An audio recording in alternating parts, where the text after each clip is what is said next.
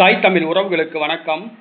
எடப்பாடி பழனிசாமியை தோற்கடித்த திமுக மூத்த பெண் தலைவர் என்ற தலைப்பில் இந்த காணொளியை காண்கிறோம்.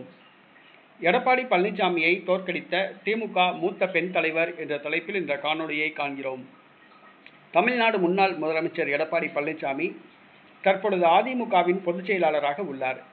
இவர் 1989ஆம் ஆண்டு அதிமுக பிளவுண்ட போதே செல்வி ஜெயலலிதா சேவல் சின்னத்தில் போட்டியிட்ட போது இவர் சேவல் சின்னத்தில் போட்டியிட்டு தமிழக சட்டசபைக்கு தேர்வு செய்யப்பட்டவர்.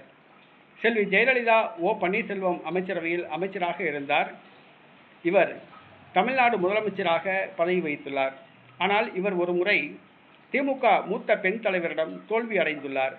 ஆம், 2004ஆம் ஆண்டு நடைபெற்ற பாராளுமன்ற தேர்தல். அப்பொழுது காங்கிரஸ் தலைமையில் பல கட்சிகள் இணைந்து ஒரு வெற்றி கூட்டணி உருவாகின. திமுக அந்த கட்சி கூட்டணியில் இருந்தது. அதிமுக தனித்து போட்டியிட்டது. 2004ஆம் ஆண்டு நடைபெற்ற பாராளுமன்ற தேர்தல். திருச்செங்கோடு தொகுதியில் அதிமுக வேட்பாளராக இரட்டை இலை சின்னத்தில் எடப்பாடி பழனிசாமி அவர்களை வேட்பாளராக அறிவித்து தீவிர பிரச்சாரம் செய்தார் செல்வி ஜெயலலிதா. ஆனால் எடப்பாடி பழனிசாமி திமுக வேட்பாளர் சுப்புலட்சுமி ஜெகதீசனிடம் 1,80,000 வாக்குகள் வித்தியாசத்தில் தோற்றுப்போனார். சுப்புலட்சுமி ஜெகதீசன் மன்மோகன் சிங் அமைச்சரவையில் மத்திய இணை அமைச்சராக பதவியேற்றார். அவர் எம்ஜிஆர் கருணாநிதி அமைச்சரவைகளில் அமைச்சராக இருந்தவர் என்பது குறிப்பிடத்தக்கது.